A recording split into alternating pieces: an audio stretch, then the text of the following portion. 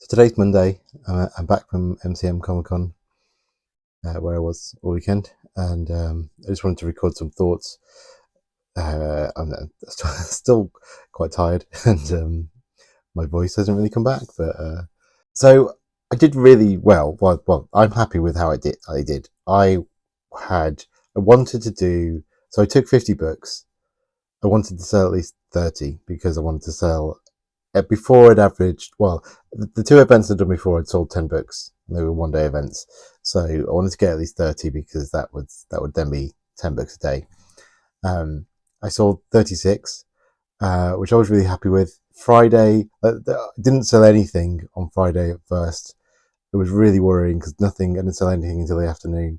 I can't even remember. I thought I would remember, but I can't remember. There were so many by the end that I can't remember who bought the first book, but it was a massive relief when they did. Yeah, so nothing happened. First few hours didn't sell anything. Was really like thinking that there was a huge mistake. The whole thing was not working. I was really happy with my display. I was getting lots of people looking at it, and quite often, because the book's called Noobs, you get people walking past and mouthing the word, which is really nice to see. Yeah, in the end, I think on the Friday we made it to 10. 10 books. So, and a couple of those went to friends who were there.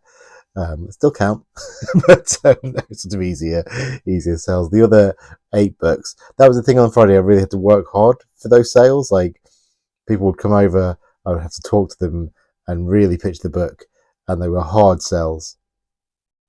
On Saturday, it started off a lot easier. So Saturday was the busiest day. It was absolutely crazy. It really rammed because EGX was going on at the same time. I think it's the first year they've done that, so it just felt, I don't know, it felt like there were millions of people there. And so on Saturday, my brother was with me, which was much better. On Friday, I was on my own. My brother Pete came on Saturday, so that was really good because it was good to have help.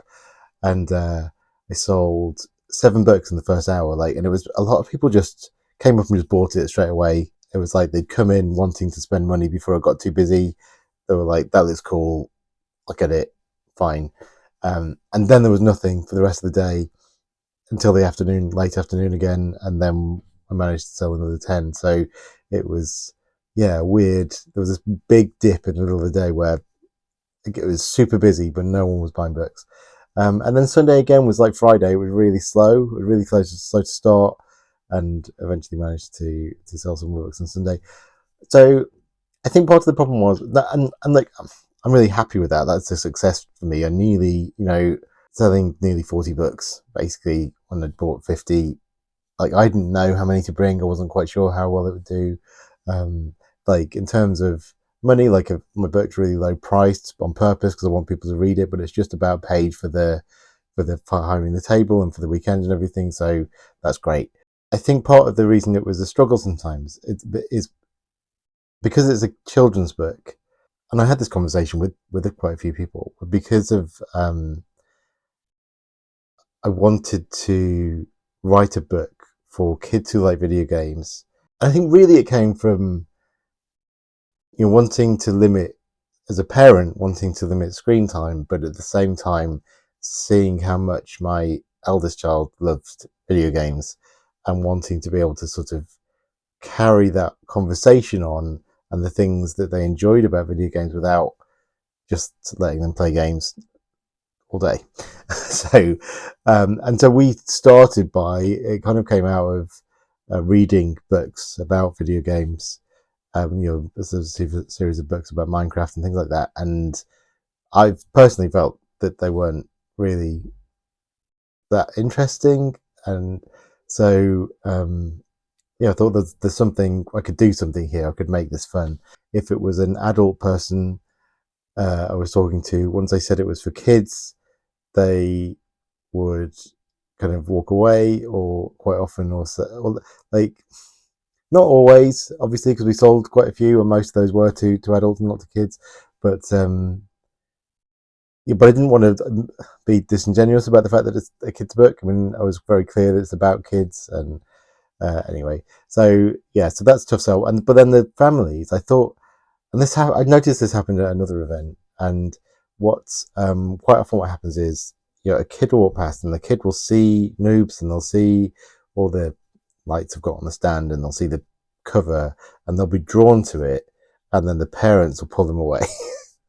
And maybe again, like as a parent, like I kind of understand that to a degree. Like I understand that there's loads of stuff to buy at this place, and you, I mean, they may be just trying to go and get lunch or something. Like normally with kids, you're like trying to herd them somewhere, and it's very distracting. There's all this stuff. There were only a couple of times when parents came over. Actually, a few more than a couple. I'd say maybe 4 or 5 times when parents came over with their kids, and I could talk to the kids about what games they played. Normally, like we're normally talking to the whole family. Like normally, if a kid plays games, it's because their parents play games at the age range I'm looking at. So, and and the ideal, like there was a family on the Sunday who came over, but the whole family played games. So as soon as I started talking about games, they're all talking about their favorite games, and it's like it was perfect. Like it was exactly what I wanted. That's really who the book is for. Yeah, so I did have interactions like that, but I also felt like I missed out on a lot of interactions like that because parents were keen to move on somewhere else and we're not there to buy books for their kids necessarily. And the other thing I had a lot was that sometimes parents would come with their kids and they'd say, "Oh, that sounds brilliant," but then they'd turn to the child and say, "Don't you think that sounds brilliant? Do you want to read it?" And the child would say no. And I know, again, as a parent, and as a parent to two quite awkward children sometimes, I know that you don't ask the child. If you're going to buy it, you just buy it, and then you have to leave it in their room or until they eventually read it. But if you ask a child, "Do you want to read this? Do you want to do this?" Like if it's not kind of their favorite thing to do in that moment, they will say no. So yeah, so that happened a lot as well. Um, and I don't know like what I knew that was always going to be a struggle. I know people aren't necessarily going to Comic Con with their kids to buy kids books, so I was always going to be up against that. But our table display was really good, and we got loads of attention. We got loads of people coming over. I was constantly talking to people, like having loads of chats, but those chats would not automatically turn into book sales. Like it was often quite difficult to get to the point. Sometimes I would just talk so much that eventually they would just, I don't know, maybe out of pity they would buy it. But and sometimes it wouldn't even take that long. Sometimes I'd do the pitch and they would go, "Yes, okay, great, that sounds like my kind of thing." So it was working for certain people, but it's hard to tell. I would pick things out of people's conversations. Like sometimes people would mention lit RPG. They would say, "Oh, it's like a lit RPG," and it's not like a straight lit RPG, but there are elements of this RPG in there. Like the characters all have stats and they change as the book goes on. So, which is an idea directly lifted from the lit RPG genre. So yeah, and then if someone mentioned lit RPG and I said that, then they would tend to be like, "Right, okay, oh, that sounds good." Yeah, so there was that, and then I haven't got anywhere on on my display that the book features quite a few queer characters as well, and none of the central characters, the 3 central characters are queer, but like there are key queer characters in the narrative, and I so other people like some of the other writers there, and to be fair, queer writers there were fairly heavily advertising that, and I got in a conversation with someone who made it clear that they were not going to buy the book, and fairly early on, and they were like, "No, it's not for me. I might buy it for my friends, but it's not for me." And then we kind of had this really long conversation, and it turned out they were a writer too. And then we started talking about queer representation in books, and then I said, "I've got my book's got queer characters in it," and I explained who those characters were and how they fitted into the plot and things, and they said, "Oh, I had no idea," and they then bought the book on the strength of that, and I thought, "Oh, that's interesting." I don't. I feel icky about saying that as a selling point, but I do feel that like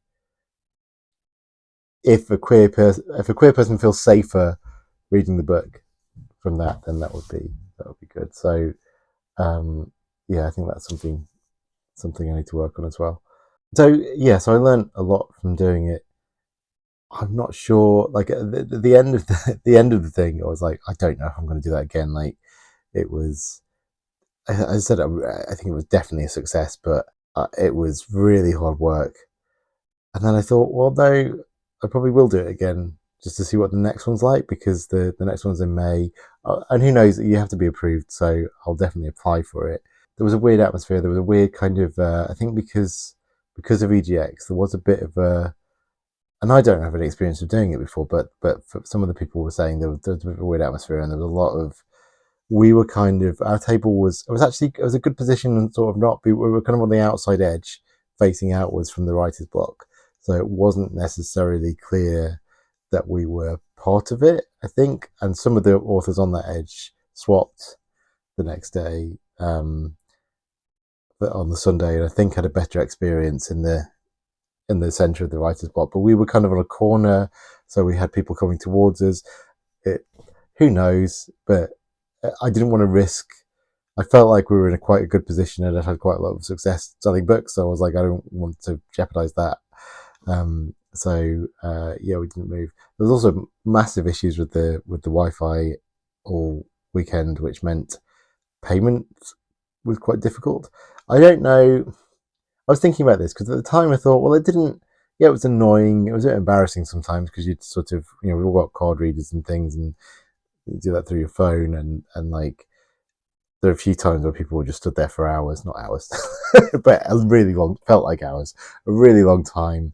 One person, the two times that happened really badly, one person I couldn't get it to work at all, and so I just said, look, I'd already signed the book to them, so I was like, have the book, here's my email address, just PayPal me later, and I was like, it's fine, and they actually came back later that day because they felt bad about it and paid, so it was all okay. And then there's another time it was getting really embarrassing because Pete had gone off somewhere, and I was like, because normally we're kind of using each other's phones backup, but anyway, and I just couldn't get it to work at all, and then so in the end they paid cash. So yeah, I didn't ever stop me selling a book. I did wonder though, because it was across the whole place, everyone was having payment issues, and it did make me think, like, if I was just there buying stuff, if I'd gone to buy the first thing and there'd been a massive issue with the payment going through because of the Wi-Fi in the place, it probably would have put me off buying stuff. I probably would have thought, yeah, maybe I won't sort of spending more money because that was awkward. So I do think that I mean, it affected us because it was stressful, but I think it also maybe affected how people were spending money. I don't know if there's any way to quantify that, but I do. The thing was really great, as I think the community of writers, a few writers I got really well, I spoke to because they were on our row, but I didn't really get involved with the rest of the writers until the last day. They organised a big photo for us all, and that was nice actually. Like, I'm not very good at things like that, kind of feeling part of a kind of group, but and being sociable, I guess. This whole thing is massively out of my comfort zone. The whole experience. I did think as well the stewards we had on the day. I mean, it was very busy. I think from what my brother was saying, because he went to a few panels and didn't actually go to panels, but he had a bit more of a wander around and got a bit more of a sense of the convention as a whole. And he said that with the team, like, there were quite a few issues and stresses going on elsewhere. So I think that sometimes the stewards on the writer's block maybe got pulled elsewhere, because they did seem to, like, on the Friday they were there like pretty much all day, constantly asking if I was all right. Not constantly, but like, the right amount, asking if everything was okay. And then Saturday, I don't think barely saw them at all. And then on the Sunday, I saw more of them. But they were, I guess the point is, they were really nice.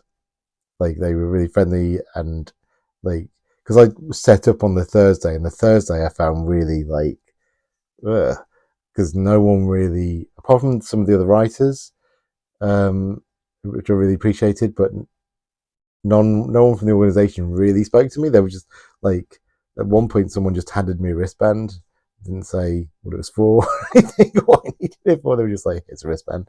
So there's a lot of stuff like that. But anyway, all in all, it was really good, and I had a really good time. It was quite intense.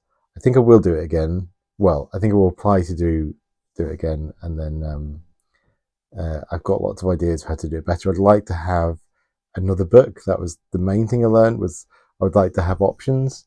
Um, so if I can get another book ready by May, then that would be ideal. I have an idea. I've started one already, but I was working it very slowly. But not a sequel to Noobs. Like, I am working on a sequel to Noobs as well, but like a book for older kids and adults.